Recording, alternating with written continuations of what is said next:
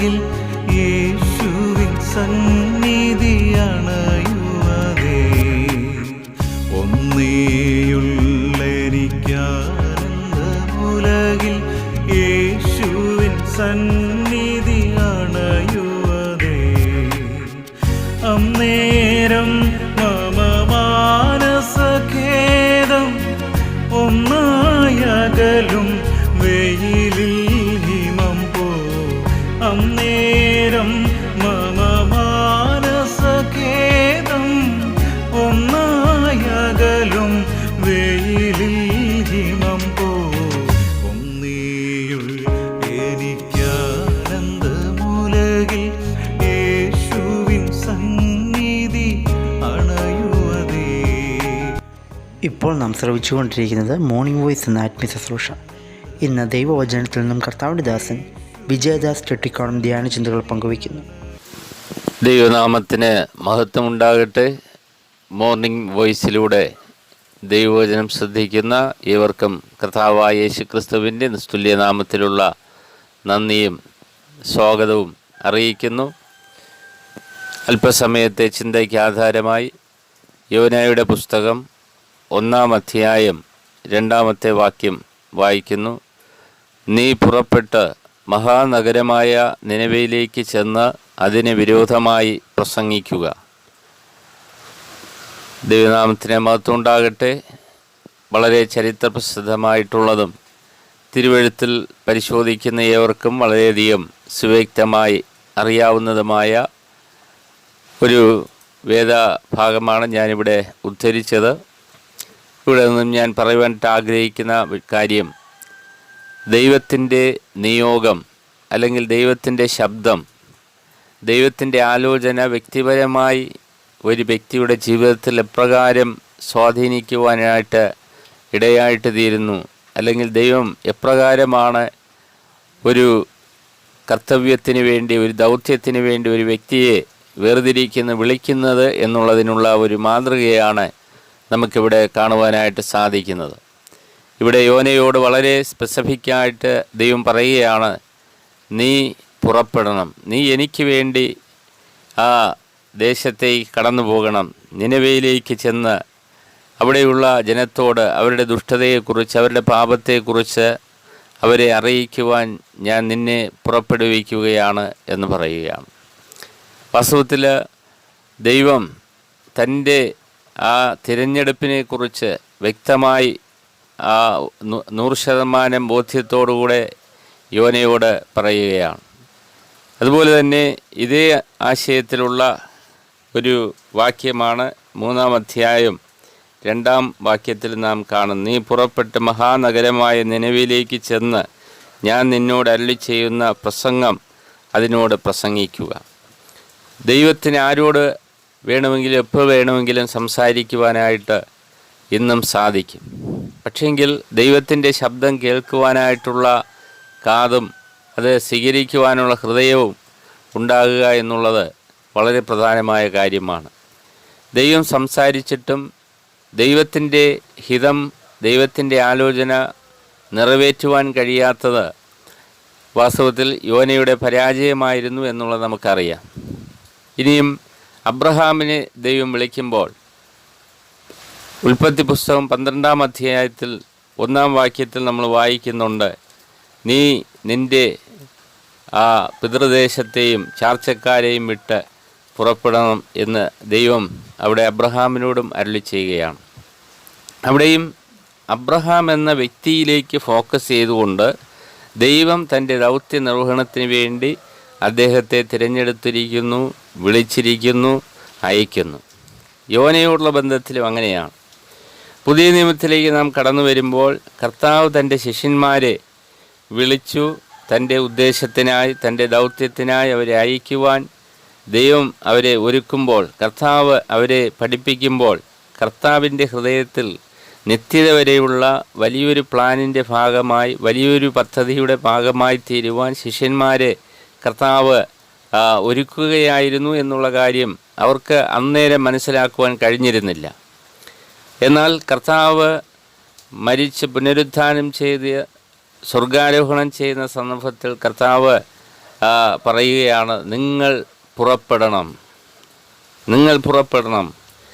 അതിൻ്റെ ആ ഗൗരവം, അതിൻ്റെ ആ അവരെ ഏൽപ്പിച്ച ദൗത്യത്തിൻ്റെ ആ വൈശിഷ്ട്യം ആ സമയത്തും അവർ ഗ്രഹിച്ചിരിക്കുവാൻ സാധ്യത കുറവാണ്. എന്നാൽ അവർ ഉയരത്തിൽ നിന്ന് ശക്തി ലഭിച്ചപ്പോൾ അവർ പുറപ്പെട്ടു. ഉയരത്തിൽ നിന്ന് ശക്തി ലഭിക്കുന്നവരെയും അവരോട് അത് താമസിക്കുവാൻ, അവർ കാത്തിരിക്കുവാൻ കർത്താവ് അവരോട് ആവശ്യപ്പെട്ടു. ആ ഉയരത്തിലെ ശക്തി ലഭിച്ചപ്പോൾ അവർക്ക് പിന്നെ മറ്റൊന്നും ചിന്തിക്കുവാനായിട്ട് സാധിച്ചില്ല. അവർ പുറപ്പെട്ട് അവർക്കന്ന് എത്തിച്ചേരുവാൻ കഴിയാമായിരുന്ന സകല ദേശങ്ങളിലും പോയി കർത്താവ് ഏൽപ്പിച്ച മഹാനിയോഗത്തിൻ്റെ ഭാഗമാകുവാൻ തക്കവണ്ണം അവർക്ക് സാധ്യമായി തീർന്നു എന്നുള്ളതാണ്. ഇന്നും കർത്താവ് നമ്മുടെ ജീവിതത്തിൽ കർത്താവിൻ്റെ ആ ശബ്ദം കേൾക്കുവാൻ ഭാഗ്യം ലഭിക്കുക എന്നുള്ളത് ഒരു ചെറിയ കാര്യമല്ല.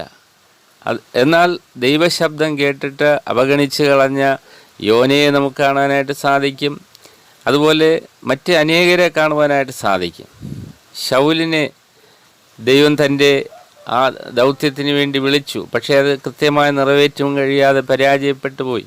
അങ്ങനെ പലരെയും വേറെ നമുക്ക് കാണാൻ പറ്റും. പക്ഷെങ്കിൽ ദൈവത്തിൻ്റെ വിളിയും അത് നിയോഗവും ശരിയായ വിധത്തിൽ ഒരുപക്ഷെ അതിൻ്റെ ആപ്റ്റായിട്ടുള്ള, അതിൻ്റെ ആത്യന്തികമായിരിക്കുന്ന ആ സമ്പൂർണമായിരിക്കുന്ന കാര്യങ്ങളെക്കുറിച്ച് അവർക്ക് അന്ന് മനസ്സിലാക്കുവാൻ അല്ലെങ്കിൽ അപ്പോൾ ഗ്രഹിക്കുവാൻ കഴിഞ്ഞിരുന്നില്ലെങ്കിൽ പോലും ദൈവത്തിൻ്റെ ഉദ്ദേശത്തിനായിട്ട് ദൈവം വിളിക്കുമ്പോൾ ഞാനത് ചെയ്യണം, ഞാൻ കടന്നു പോകണം, ഞാൻ പുറപ്പെടണം എന്നുള്ള ആ ഉത്തരവാദിത്വത്തോടെ പുറപ്പെടുകയും കടന്നു പോവുകയും ചെയ്തവരെ ദൈവം ലക്ഷ്യസ്ഥാനങ്ങളിൽ എത്തിച്ചിട്ടുണ്ട്.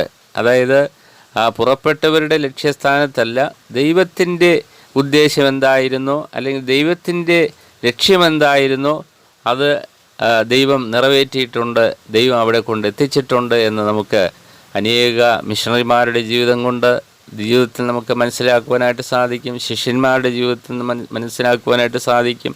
ഇന്നും അനേകരുടെ ജീവിതം നമ്മുടെ മുമ്പിൽ സാക്ഷ്യമായിട്ടുണ്ട്.